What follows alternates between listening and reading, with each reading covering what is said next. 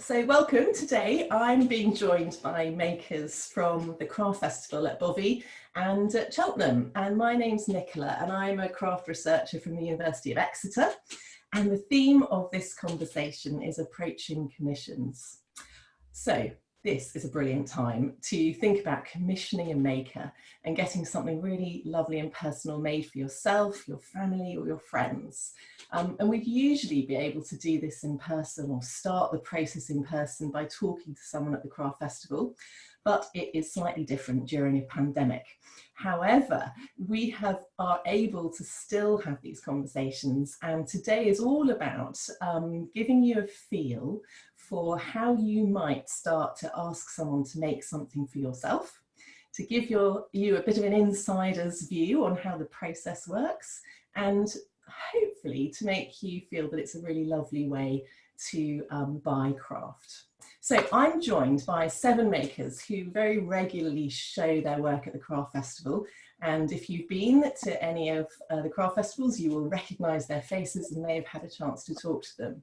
And I'm going to ask each of them to give a little introduction to themselves and their work in turn. And then we've got a series of topics that we're going to chat about, and we'll probably be together for the next hour.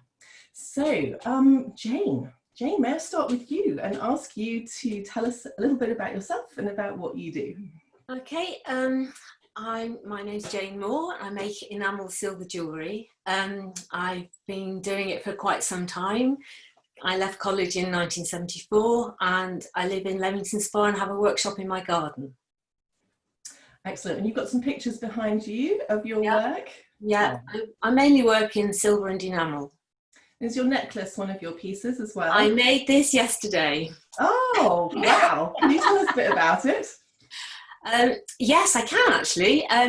So I was also asked to demonstrate a video for the Digital Craft Festival, and it was so successful I put it on Instagram and I instantly got 2 sales. So it's quite expensive, so I made another one, but it's similar. It's not excellent. Oh, well, thank you for sharing that, Jane. Brett, you will be very familiar to people at the Craft Festival because you have a lovely sort of performative display, and I know people love seeing your work. Can you just tell us, for those people who don't know you, what you do? Yes, good morning. My name's Brett Payne. I'm a silversmith and I work in Sheffield, up in the north of England. And well, a bit like Jane really, I went to art college, left umpteen years ago now, and I've run my business ever since. And I make what I like to think of as table silver. So I make tableware made out of silver, and that can include everything from candlesticks all the way through to carafes and things to drink and serve food and eat from and with. Oh, fantastic. It's really lovely to see your work in the background. Our eye is going to be taken there throughout the whole of our time together. Oh, Jackie, you've got an amazing example of your work hanging behind you.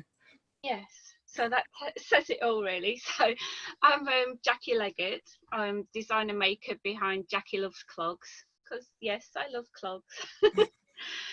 So I was kind of brought up in a shoemaking family. My dad had a shoe factory when I was young, so it was indoctrinated into the brain.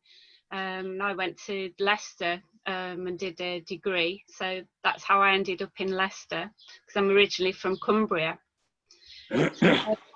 My great granddad had a clog shop, which was where my specialism for clogs came in. So just got to show you a really old picture. Goodness me. So that was like my original inspiration. So, and this is an old clog, a traditional British clog. So I kind of moved it on and doing a modern take on a traditional British clog. So there you go. How amazing. What a fabulous story. And how extraordinary to be part of that lineage as well. Yeah, there was no escape. Well, we're lucky there was no escape. Thank you. Oh, Graeme, I first saw your work at a craft festival, but I think you were also kind of on some of the marketing from a festival with one of your pieces. So I feel like I know you very well, but tell us a little bit about you and your work. Well, my name's Graeme Hawes, and I trade under the name of GL Hawes Glass. And so I'm a glass blower.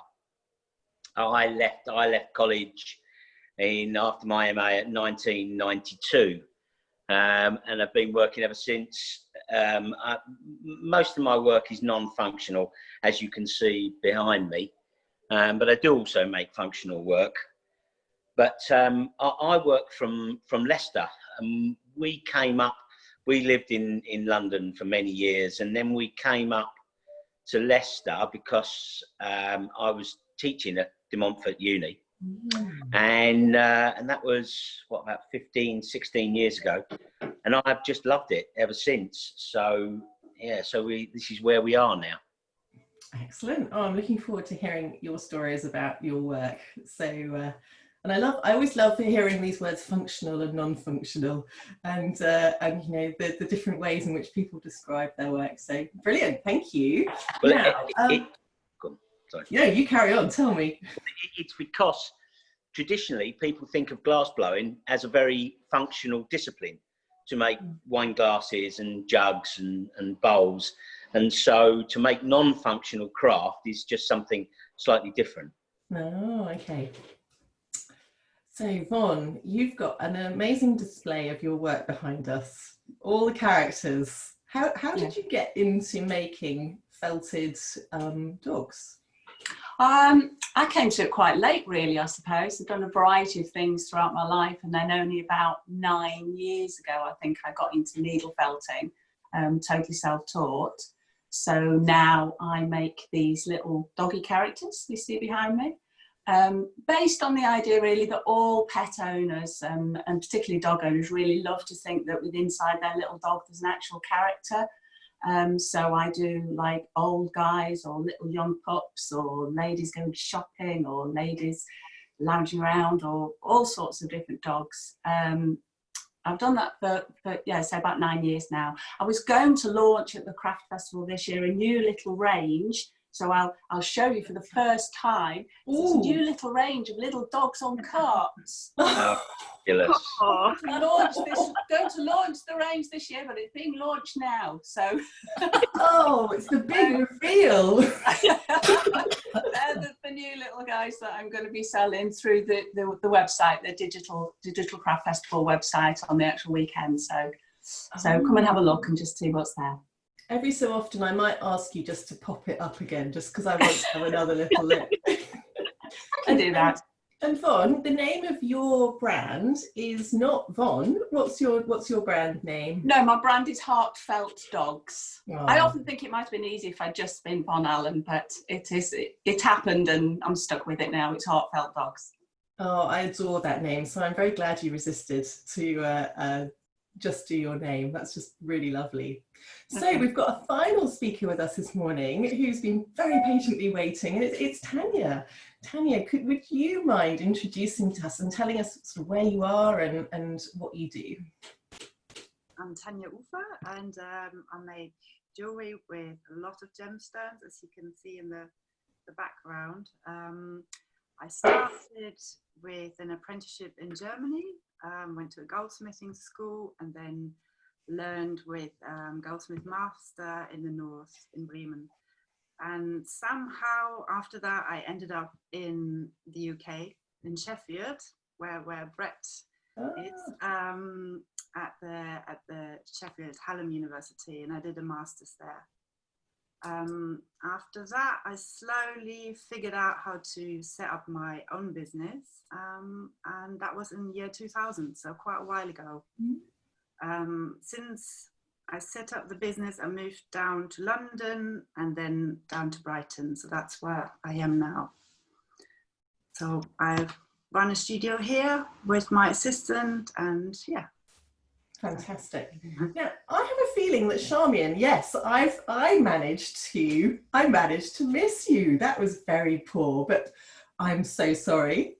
you've just got these beautiful necklaces with these gorgeous stones behind you in your photographs, and I would very much appreciate you telling us all about those.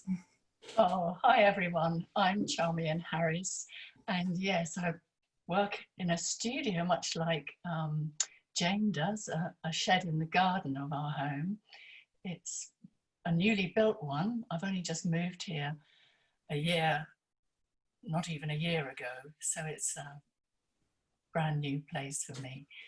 And I didn't have any of the training that I could have done for jewellery because I trained in ceramics, and it was only after having my children that I came into jewellery making, and it was just like hand in glove. I never looked back. It was extraordinary, and I've been in business since 1984, one of the veterans, I think, and I hope I'll go on for a few years yet. Oh, brilliant. Thank you so much for being with us. That's just really lovely.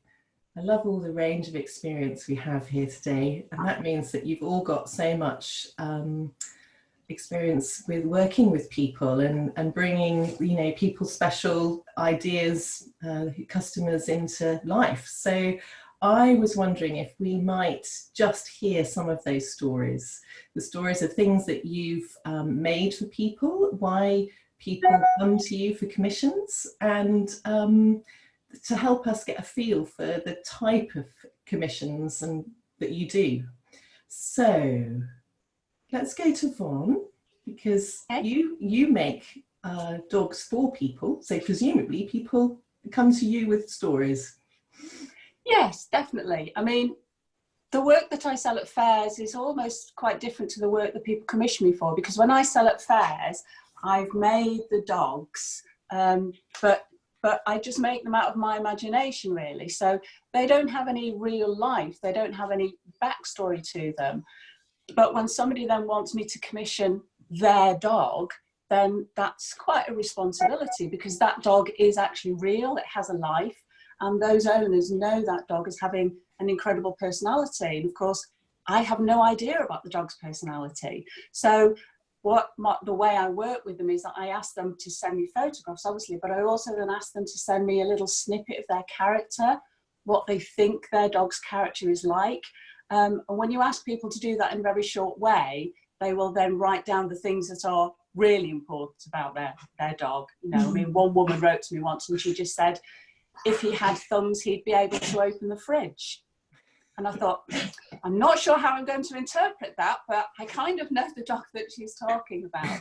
So that's how I work with people, really. And obviously people commission me knowing that my dogs are caricatures. They're not accurate representations of breeds. They are caricatures. So I work with people to what the dog's like, what the dog would wear. That's a very important thing for people. People say, no, my dog would not be seen dead in a pair of cords, but he would be seen in a pair of shorts. So you have to negotiate the costume with people as well. And then between us, we agree what's going to happen. And then, you know, I go ahead. And so actually, it's quite a simple process. You know, once you've decided you want your dog in felt and fabric, it's quite a simple process of just negotiation. Oh, that sounds so lovely. Graeme, tell us a story about commissions in your work. Well, and the majority of commissions I've done have taken a different element, and it's mainly commercial people that I work with, commercial and corporate clients. And so when you're working with corporate clients, they produce a brief, and so that in a way is a contract. And there's no surprises. It's all very clean cut, which is good for me. So the budget's there. You don't have to work out the pricing of the piece if it's slightly different to what you normally do, because you have a budget. And if you work over that budget, it's mainly because you're enjoying the project, not because the client's pushing you to do so. And there's also a time scale that they give you, so you know what you're doing and when it's got to be finished. And because you've applied to a brief, you've given them an idea of what it's going to look like. So there's no disappointment. There's nothing that's going to come that's going to be unusual or surprising to them. It's just very, very clean cut. But I have done a few personal commissions, and people commission things for different reasons. A lady emailed me saying that she'd seen my stand at Stoner Park, and she loved my work, but I didn't have anything purple on my stand. So she said, well, I'll be at Manchester. Will you have anything purple? So I said, well, I'm making in the next couple of days, so I'll make a couple of purple pieces and send you some images. So I sent her the images, made the pieces, sent her the images, and she said, oh yeah, I really like that. I'll come and pick it up off you from Manchester. And so while I was on the stand first thing Friday morning, this lady came on the stand, and I knew exactly who she was because she had purple shoes, blue trousers, purple t-shirt, blue jumper, purple coat. All right, yes. So we talked about the piece, and then while we were talking, her father came up. He had blue shoes, purple trousers, blue jumper, blue t-shirt, purple jumper. And then I was, I can see you quite like purple, you guys. Yeah, it's really our colour. And then I knew this because then his wife turned up, and she had purple shoes, purple trousers, shirt, purple jumper, purple coat. So I was amazed. I said, well, it's obviously a theme that runs through your family. I said, is there any more of you? He said, yeah, there's my son. I said, well, does he like purple? And he said, no. No, it doesn't. And so, yeah, so it's funny how she commissioned me for its purple, and she liked the work, but she commissioned me to do a purple piece of my work. So there's many different reasons that people want to commission you to do work. I love that you can ask someone that your passionate colour isn't there, you love their work, but you can have that conversation which just says, could you do that for me? yeah. I mean, it's part of my range, so it's not something that was unusual to me. I knew I knew what I was going to do. But yeah, it was great. I've never known a colour, people be so passionate about colour as purple. I know a few people that are very purple people, and so it's amazing. There's something. People must be very passionate about silver, Brett. They come to you, they want your design, but they also love the material. So tell us a little bit about any sort of stories of commissions that you've done. Yes, well, I mean, one of the reasons why I love going to craft fairs is it's all actually about meeting people and having conversations with people. And obviously the work that I do is the kind of spur that starts the conversation. People will see things. And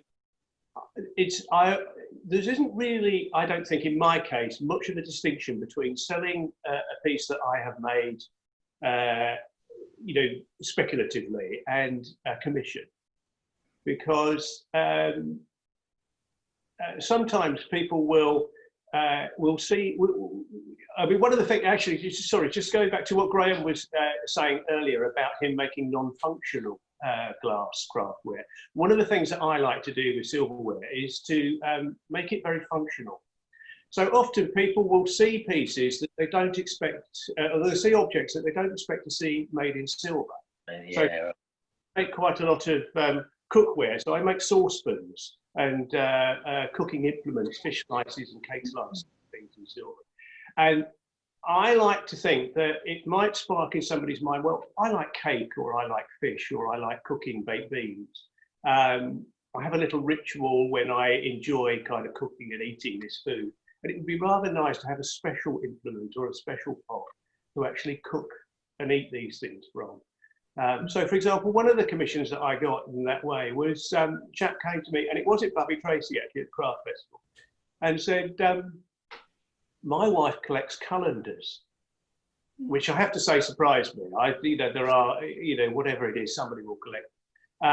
And so I ended up making a silver calendar for a client, which I don't, I would never have done speculatively, and which was quite an exciting, little thing for me to do. And I like to think that, you know, if somebody's been growing their raspberries or their strawberries and keeping the birds off them and watering them and nurturing them all summer, that when the moment comes to pick them, they can pick them into a silver colander and serve them perhaps on the table. And it makes the whole thing that little bit more special.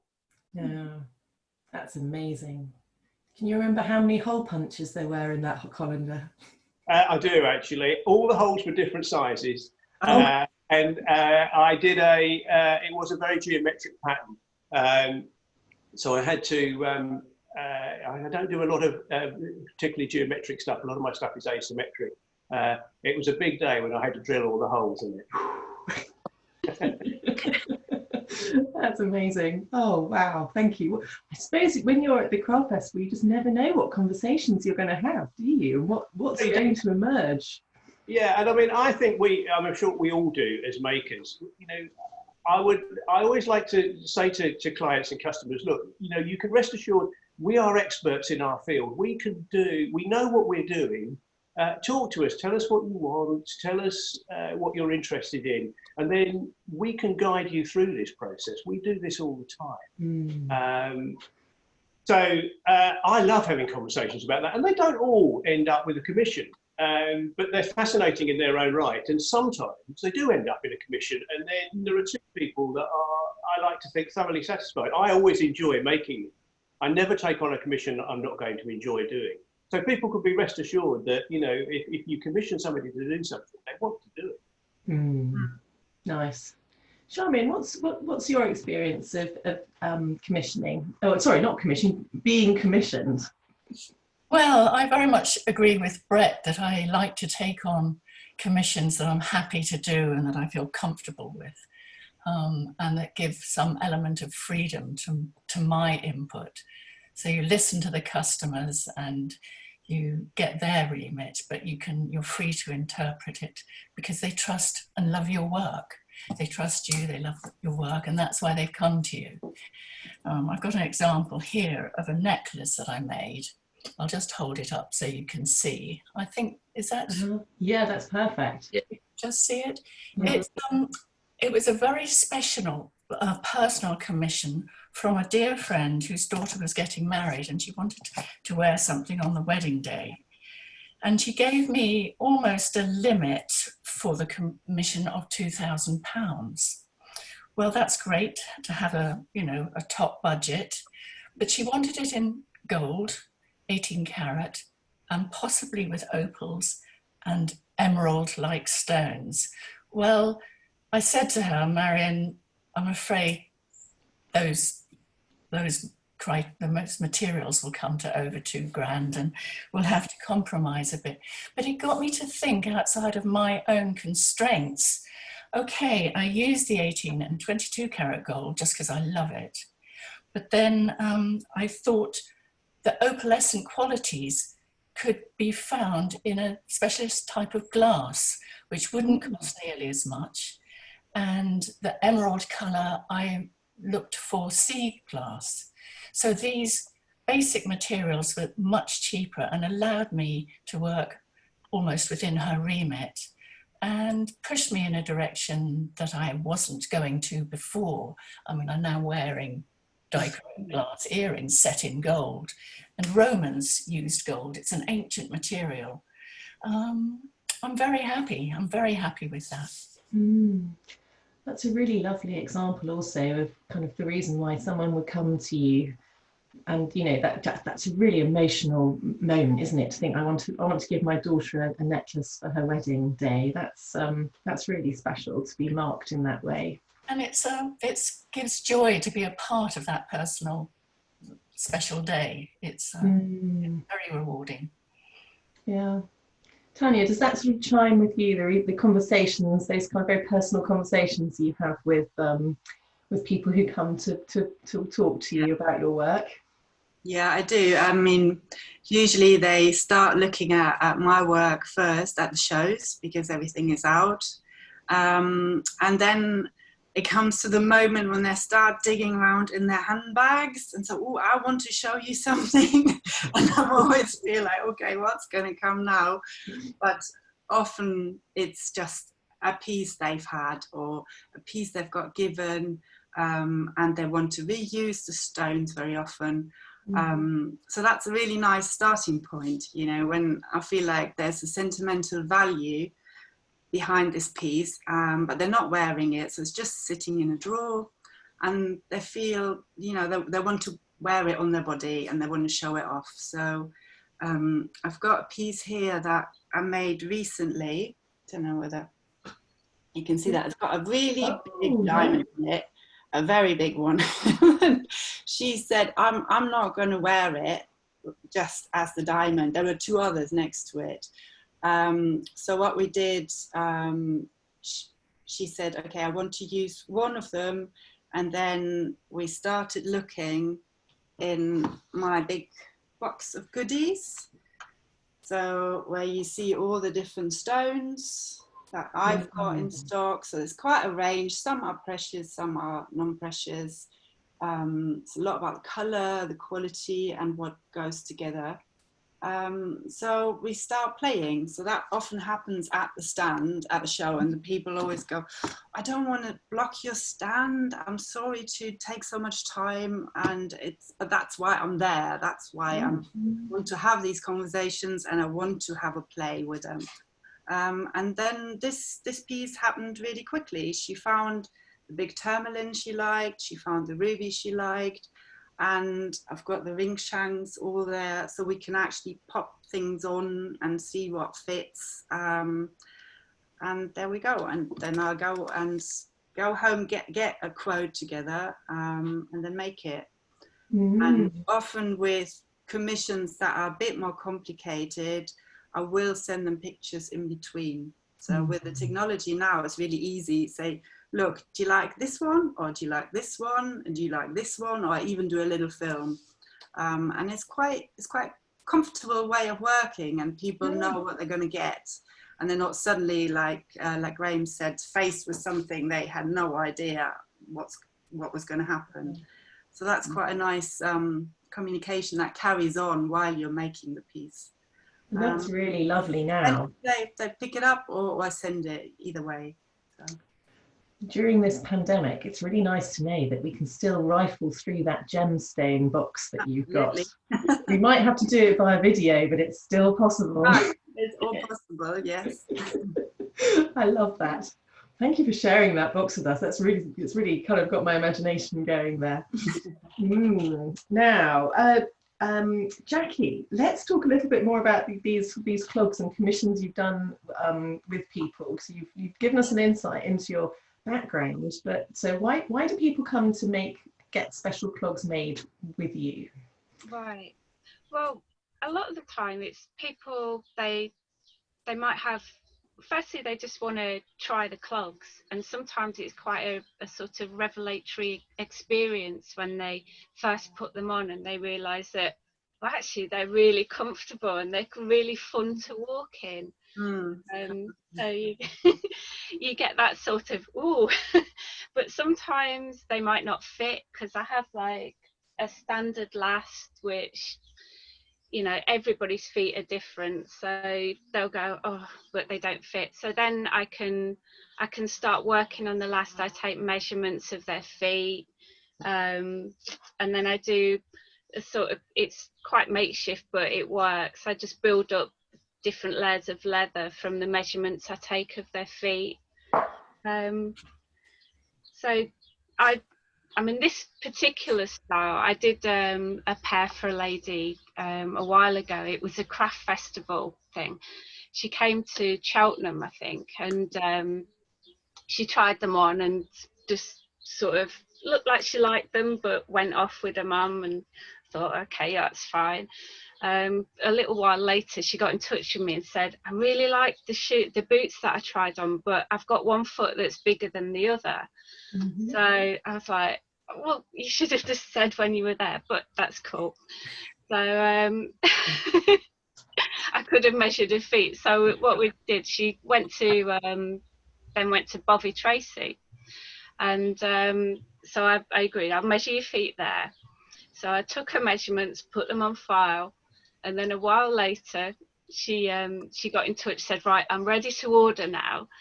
So I got all the measurements out, did all them bespoke. One foot was bigger than the other, and like the 5 was a little bit short, so I extended it.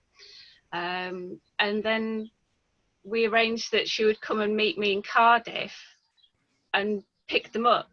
So it was really nice because I got to see her try them on. And it was like, you know, they fit perfectly, which was like, thank you.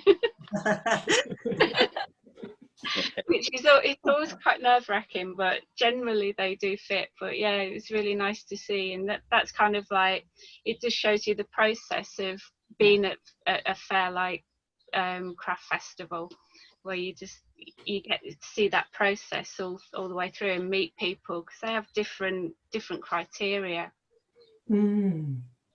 Yeah, I bet and also this kind of you might have a conversation maybe a year ago, and then something happens quite a long time afterwards. Often, yeah, it's very slow burn. I've found, you know, you'll get somebody that just like will try them on and just they walk away with them. I demonstrate my little rocking process of how you walk in a pair of clogs. So it's like, because they're quite weighty as well. Some people, they get a bit, you know, or they're a bit heavy when they pick them up, but when you walk in them, they're quite light. So you just do a little rock.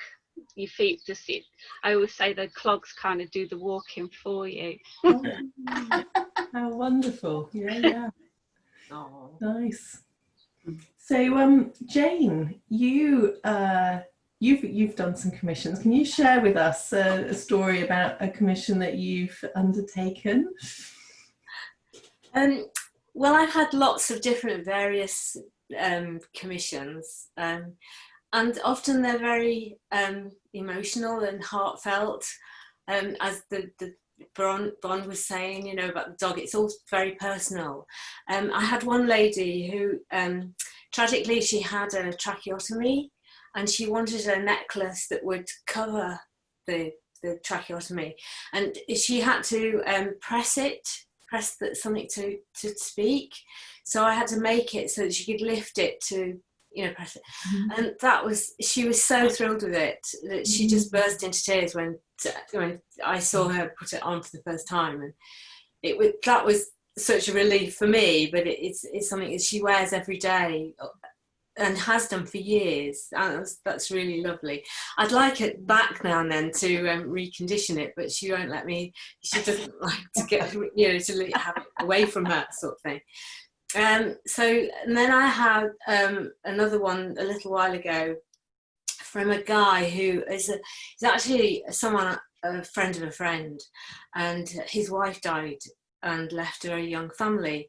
And when their daughter was 21, he wanted me to make a pendant of the memories that she would have had, and it's again very emotional, you know, to try and bring in all these elements of parts of her life that she would have remembered. And yeah, it's lovely. And I recently, I've got one now that I'm working on. So a guy who has fought for me for a long time. Often people know my work really well, and they choose to, you know, me because of my work. And they saw a picture of this necklace, and a guy said that again he wanted a gift for his daughter at graduation. It's later in the year, and she's been studying Omar Khayyam, and the Rubaiyat poem is very important to her, and I had to read the poem, and so I'm learning a lot about that. And yeah, it's great fun, sort of like, you know, toing and froing, and to say with media now, it's easy to send images, and it's great. So we're coming up with the story of that, and it's lovely that again there's no budget for that, so that's nice. Yeah, so gives you the ability to work with the client very directly around the thing that you'd like to do in response to it. Absolutely. And often things arise. I don't know about the other guys, but sometimes you have to come across a new technique or a new way of working that you haven't done before. like Charmian was saying about the glass, and it's sort of like, it's good for us because it helps us learn new ways of working with materials and with people. Interesting. Yeah. I'm just really struck by how many of these stories are about people's passions, and you know, the very emotional connections that people bring to the work. And I am curious about, you know, people's the reasons why people come, and we've heard some of these, but I'm wondering if there are any other kind of examples that perhaps anybody has got of the kind of different reasons why people come. So we've had a sort of a, you know, finding something to support a medical kind of need, the kind of the body provides a challenge that needs to be overcome, the sentimental memory of someone. And Brett, you talk very beautifully about the silver, you know, the special, the ritual in a life being enhanced through a piece of work. Yeah, one of the things that always interests me as well is I think these days we're so used to, which we say, chain brands on high streets, that I think we all get into the feeling that you have to search around and find somebody who's made something that sort of fits what you want. And it comes as a really nice, refreshing change, I think, when people come to a craft fair and they realise that they're talking to people who can make them something absolutely to fit their needs and their requirements. Yeah. And you know, and obviously, you know, from Jackie's point of view, you know, it's got, you know, people, you know, their feet or whatever, you know, different sizes, and you can make something that fit them perfectly rather than the nearest fit that the factory makes. You know, I've had experiences. For example, I remember once, it's some time ago now, but there was a lady looking at I tend to usually have quite a long frontage to my stand, and she was kind of spending quite a bit of time looking at, just browsing really. And she eventually, we struck a conversation, and basically she said to me, well, look, the way I'd like, you know, I have got some money in my handbag here that I have been left by a friend in her will, with the instruction that I have to indulge myself, buy something or have something made that I would not normally do, and that would remind you of me. Instead, it's been languishing in a building society for 2 or 3 years, and I decided I'll go to the building society, take the money out, bring it to the craft fair, and this will be the kind of spur to make me actually commission something or buy something and sell something. And I just thought that was a lovely kind of thing. She realised, you know, she came to a craft fair and she thought, right, there is going to be special things here, or people I can ask to make me something that will really strike a chord with me. And I made her a piece. She saw something on my stand that she kind of quite liked, but the more we talked about it, the more I realised that actually what she wanted was something slightly different. So I made her. It's little things like that every now and again that I think that we as individuals can do that perhaps bigger organisations can't. Yeah. Oh, it's really nice. Veronica, do you have something to chip in here? Yeah, I was just thinking a sort of similar thing, really. It's just like, I really love it at craft fairs when you meet people, and people, I love it when people are shocked that they like my work. It's like they shock themselves because they say things like, but I don't even like dogs, but I really want one of these. Or they say, I don't have a dog. And then I kind of sort of have to explain, it's not obligatory. You can take a piece home without having a dog or liking a dog, but they're kind of like really shocking themselves by the fact that they sort of like the work, you know, because it speaks to them. There's something in it that just sort of speaks to them. And I mean, you know, most of my commissions are from people who have real dogs, and they do that. And my dogs I make them as dogs who look like people, who have characteristics of people. And that's what I think I do. But occasionally I will get people who want to commission me because they see the work totally the other way around. They see it as people who look like dogs.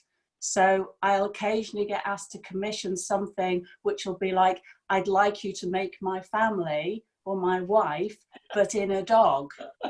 And they're kind of quite tricky, because you kind of have to negotiate with them and say, well, that's fine, so long as you tell me which dog you want me to make her as, because I am not accepting the responsibility of looking at a photograph of your beautiful wife and turning her into a hound.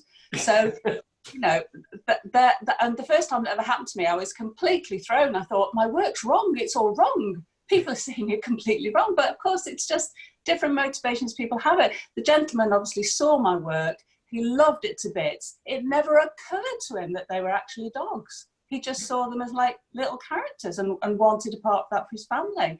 So, you know, it's not always straightforward, the reasons why people want to commission your work. And it's lovely when you get shocked like that, because, you know, like people have been saying, it forces you to rethink things as well. It forces you to think, oh, okay, I'll have to look somewhere else now. I mean, similarly, just little thing. People think I'm a dog expert, and I'm not. So they'll say to me, have you ever done, you know, a 3-legged water jumping snout hound? And I have to go, I have no idea what you're talking about. You know, there are 293 breeds out there or something. I don't know them all. So again, I have to then educate myself about what other breeds look like. How can I turn them into what I do rather than a replica? So yeah, commissions always push you somewhere you probably wouldn't go yourself. So that they're wonderful for that. Yeah. Mm. Yeah, I do also think you learn an enormous amount from doing commissions. I did a show in Manchester, and a couple came on the stand, and they really liked these pieces, which I put imagery inside the glass. Yeah. And they came on, they twiddled the piece, and eventually they bought it, and they really loved it, and they went away. And then about half an hour later, they came back and they said to me, "Can you put a bee in there?" I said, "Well, not a real one, no, a drawing of a bee." I said, "Well, yeah, I suppose so. I'd have to layer it up and do different colours." I said, why bees? She said, "Well, we're from Manchester." I said, "Yes." She said, "Well, bee, it represents Manchester." I said, "Oh, does it?" And I learned, and I read up on it afterwards, about bees and Manchester and how you know how close they are.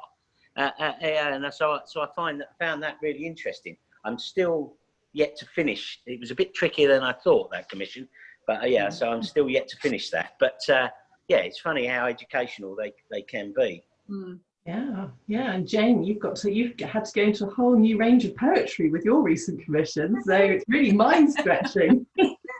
Yeah, well, it's good. It's good for us to come, you know, to take us out of our comfort zone, and yeah, you learn all the time. I'm sure we all do as craftsmen. I swear I learn something every day. Why didn't I do that before? Oh, yeah. So, are there any other motivations which people have come to you to make your work? We may be at the end of our motivations, but I'm just going to put it out there. I mean, I had one lady once who came after speaking to a podiatrist. She sort of came marching up to me and said, "My podiatrist has said I should have some clogs, and I want to see you." So she had an orthotic which she had to wear, which it's difficult to fit into a normal fitting shoe. So we kind of, it's like a lot of the time when you're measuring feet, you've got kind of, I was going to say, think on your feet. But it kind of is, and I was like, how am I going to do this when she has to wear the orthotic, and I won't have it with Oh, we've lost you a little bit, Jackie. So I just had to measure her feet with the orthotic on the bottom. Oh, really? Oh, yeah. So I just sort of measured. Have you still got me? Yeah. Okay. Yeah. So I had to put the orthotic under her foot out of her shoe, and then take all the measurements with the orthotic, and then I made them to fit with, you know, so they were bigger, so they would fit inside with the orthotic. Yeah, nice. Yeah, it's another great example of why, you know, back to Brett's point of going to an individual to get something very specific, which is not possible in other ways. So let's talk a little bit about the process of commissioning. And if I was a customer coming to you, how would I work with you? What would make a great relationship between me as a customer and you as a commissioner? So Charmian, how would you love to work with me if I was to come to you? Primarily, if you came to me and said, Charmian, I love your work, I'd love to wear something by you, and you get that feeling of support and trust right from the beginning. I think that's very important. And then you say, maybe you like this stone or those colours or that particular metal, and let me go away with your criteria in mind and come back. But it's in a way that I don't feel constricted. You're not watching over my shoulder because you like my work. It's gorgeous. If you just let me do it, the commissions then always seem to come more fluently and fluidly. The other thing I'd like to say is, if I take on a commission, it has to be that I'm working in a way I'm happy and it feels that it's a part of me. So that if for any reason the client isn't happy with the end product, I can say there is no obligation. You have set me on this path, on this course, but if you're not 100% happy, I don't want you to have it. And I will put it into stock. And, again, if I'm pleased with it, somebody else will love it. Commissioning can be difficult for people when they can't really envisage an end product, and it can take quite a bit of courage to give that trust to somebody and let it run. Nice, yes. Yeah, I think trust and a free hand works well. Yeah.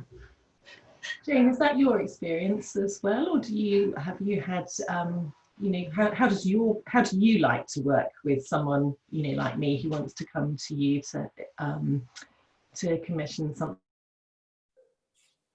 I've lost you. Yes, I realised I'm muted because my partner's grinding coffee downstairs, and I thought it might be a bit loud. So, how do you like to work with someone?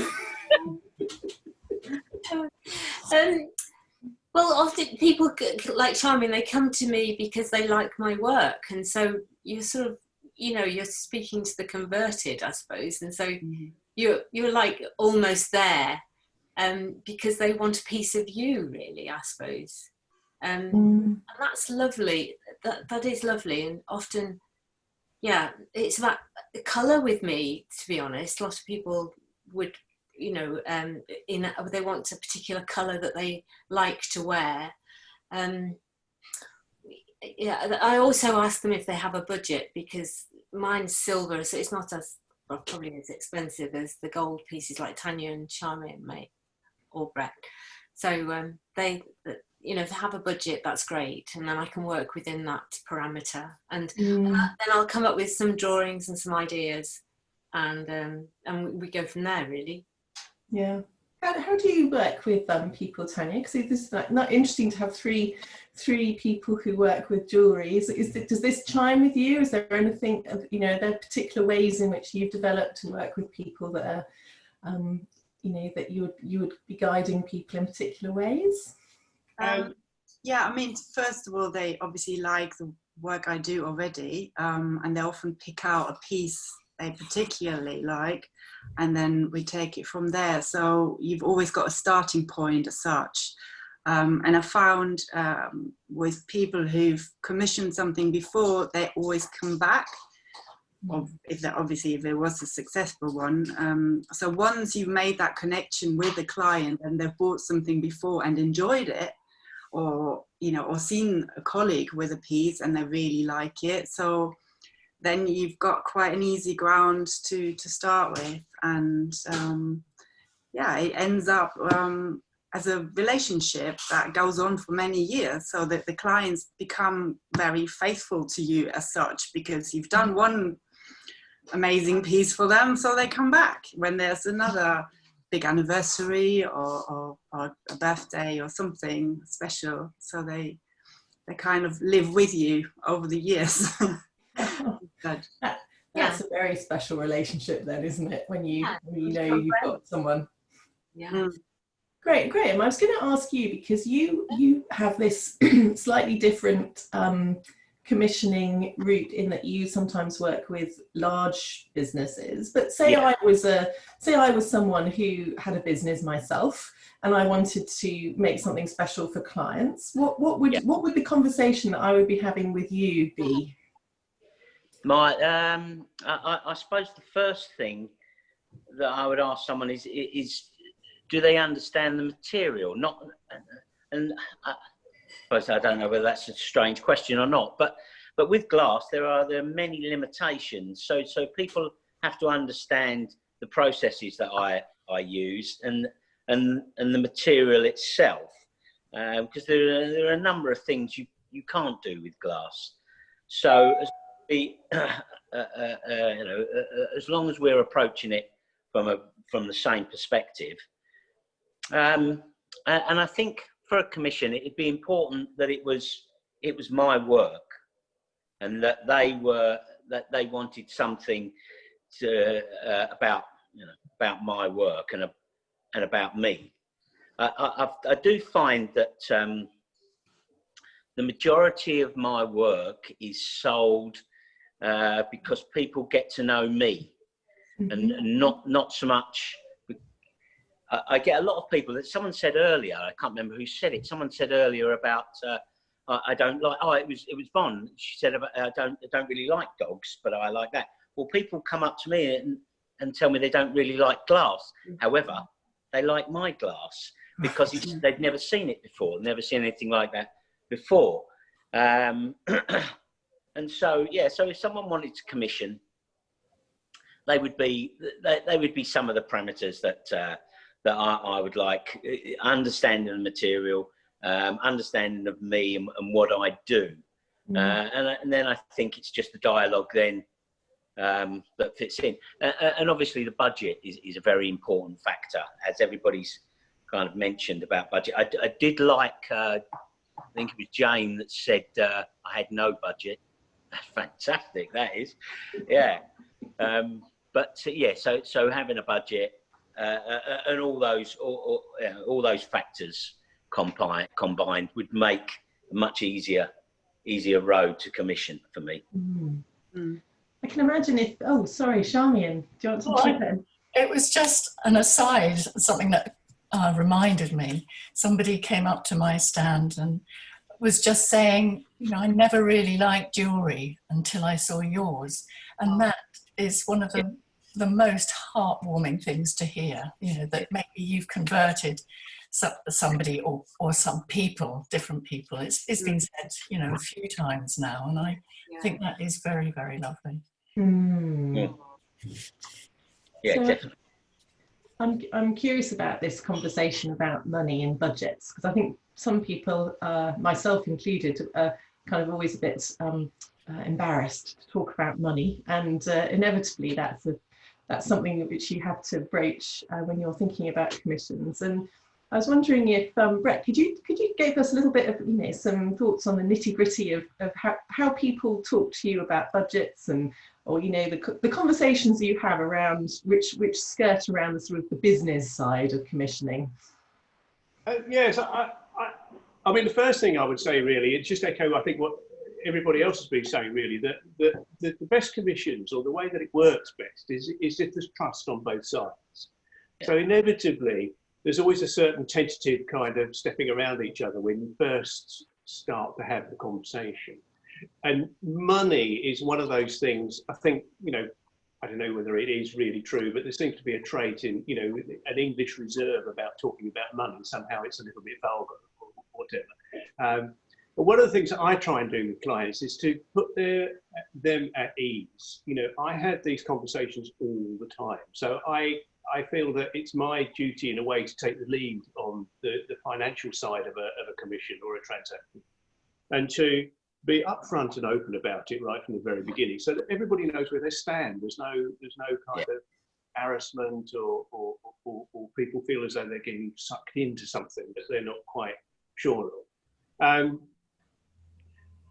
And there are two things that I would say. First is that I think that people find that commissioning work is much less expensive than perhaps they fear. And that also there's a huge range. I have had commissions where people have said, you know, there is no budget, I want what I want. Would you know, can you just tell me how much it's going to cost?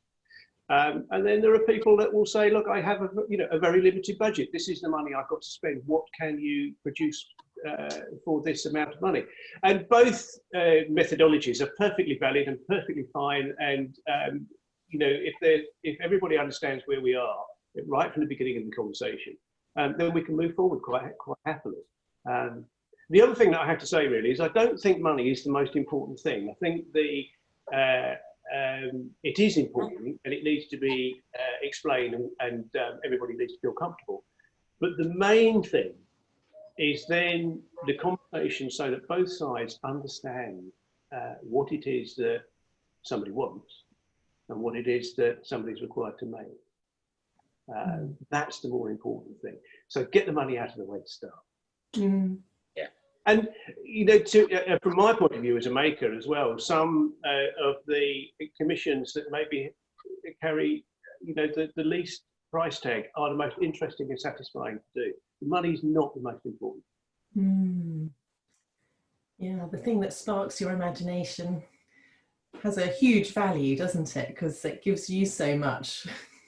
Yeah, absolutely, and you know, and I find again it's interesting what Graeme was saying about doing, as it were, corporate commissions, and I think I do commissions for I suppose organisations as well as for individuals,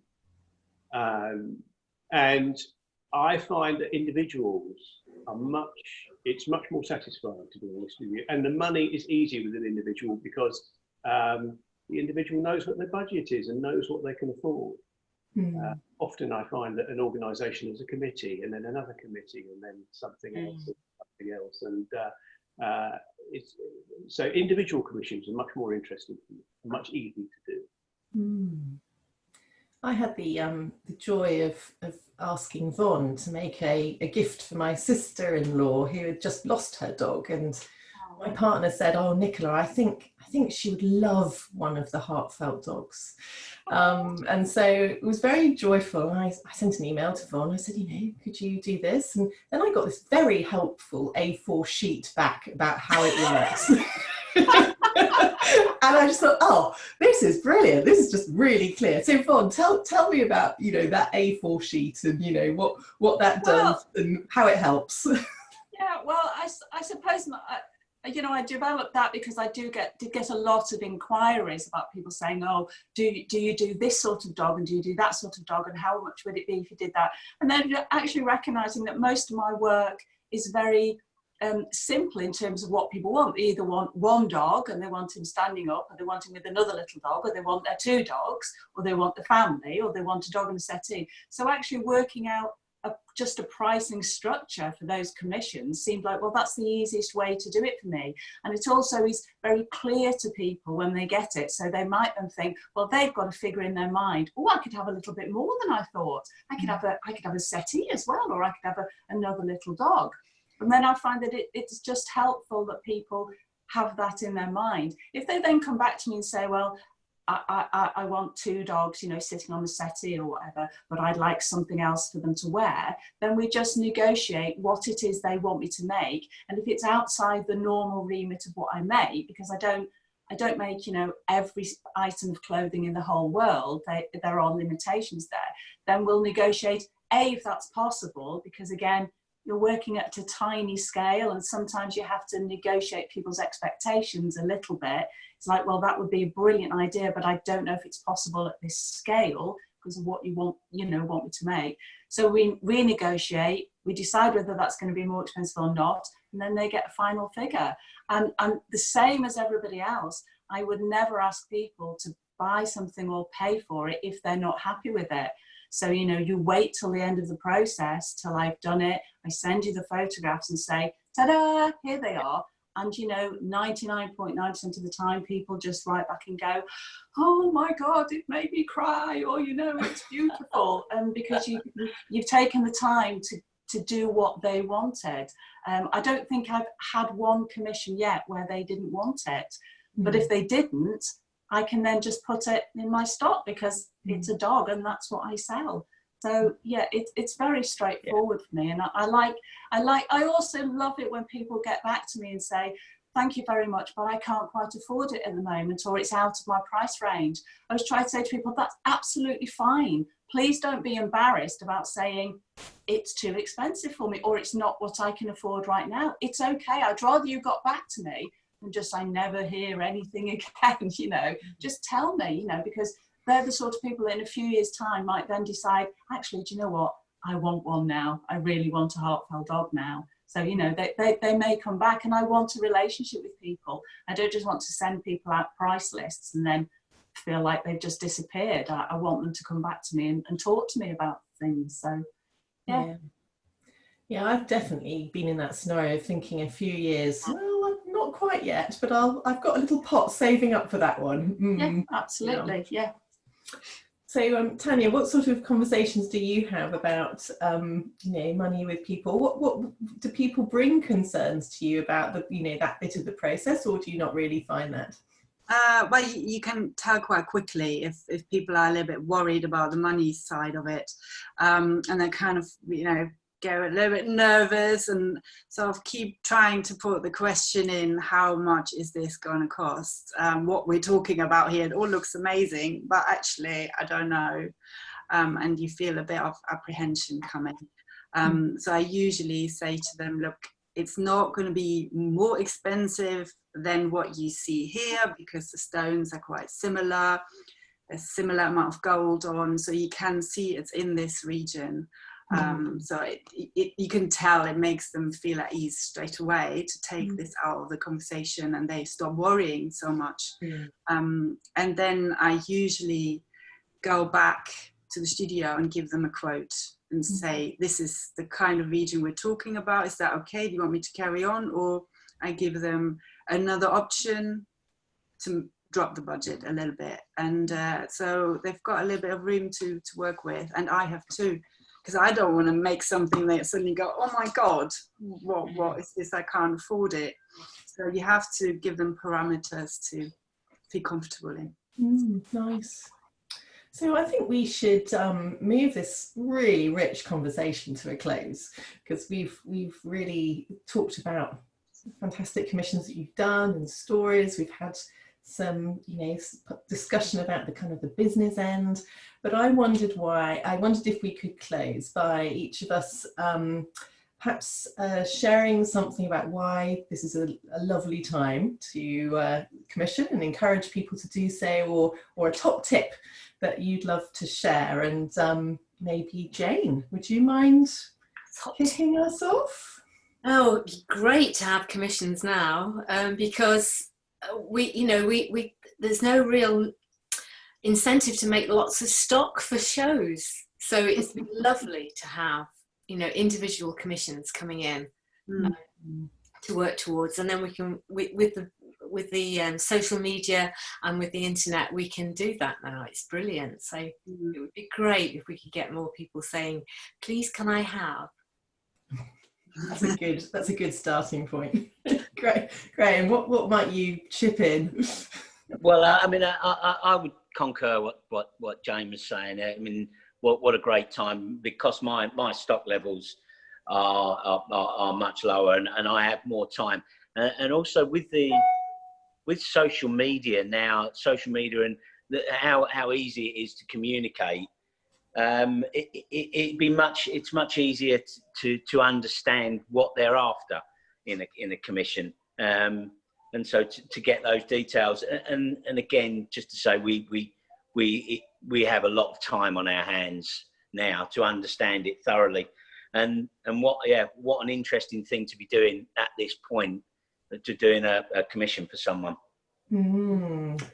Nice. Jackie, someone could draw around their feet and send you the shape of their feet, no doubt. Exactly, yes. Or I could spend a day going through how to do it. Yeah, and just sort of, I think it's just a really nice time. Everybody's sort of slowed down and just, you know, ditch all the fast fashion and just have pieces that you're going to pull in and out of your wardrobe for years, and you're allowing yourself time to personalize them a little bit as well and bring a bit of your own style into it, so we can kind of work on that as well, which would be great. I remember you saying to me once that someone commissioned a clog with lots of different colours. Yes, it's brilliant. Yeah, so I've got all these lovely colours of leather that you can have. Yum, yum, yum, yum. Oh, wow. Okay.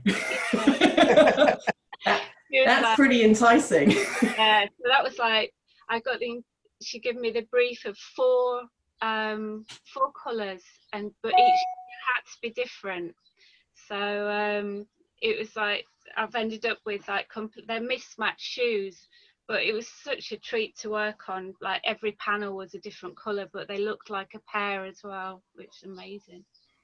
You could not get that in any other way than coming to Jackie Loves Clogs. Yeah. And it was kind of nice because she sort of she let me do it as well. She just said, I kind of want these colours, and I just worked on it, so it's cool. Nice. Charmian, what's your top tip or inspiration point for encouraging people to commission? Well, I think we're going to have to get used to going more digitally for our sales, which isn't, I'd like it to go because of this personal contact is so important. But I think we're going to have to get used to selling, you know, by phone, email, video link. And thank you so much to Sarah and team for instigating this, my first digital craft fair. I'm absolutely delighted. Us craftspeople are here in our studios wanting to connect with you.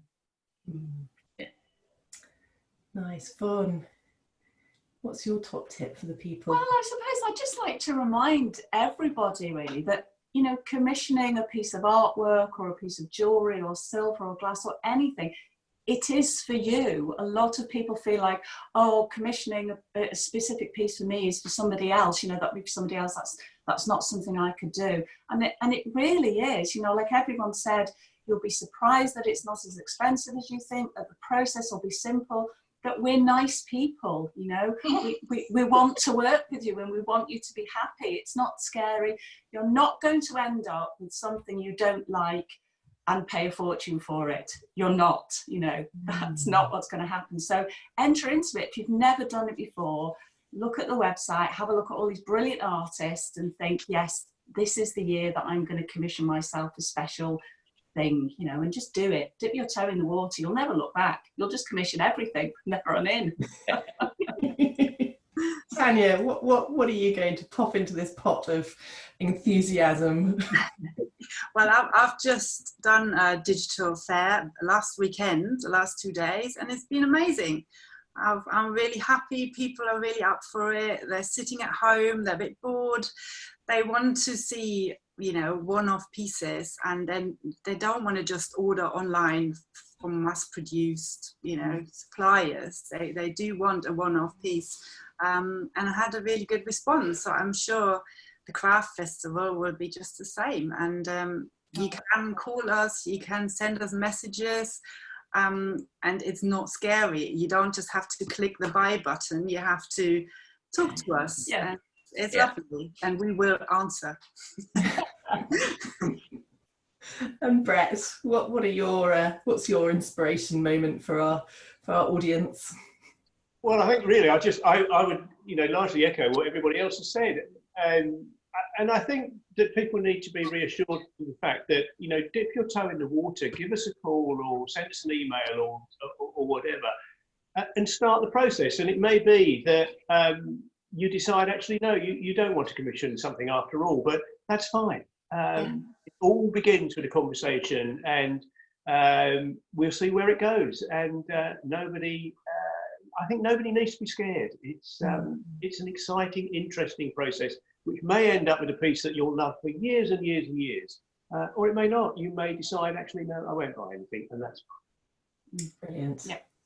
Well, I would just love to thank you all for being with me for this session time that we've had together. I just feel so lucky to have had your company this morning. And what I'm going to suggest to our audience is that they now go and get a cup of something, and they go and click on the Digital Craft Festival website and start browsing and maybe reaching out to a maker and starting that conversation and having that thing which would give you a great deal of joy. So I'm going to close there with a great thanks to Brett and Charmian, Graeme, Jackie, Jane, Tanja and Von, and oh yes, the new dog. And we will see you all at the Digital Craft Festival. Thank you. Thanks so much. Thank you, Nick. Bye. Bye.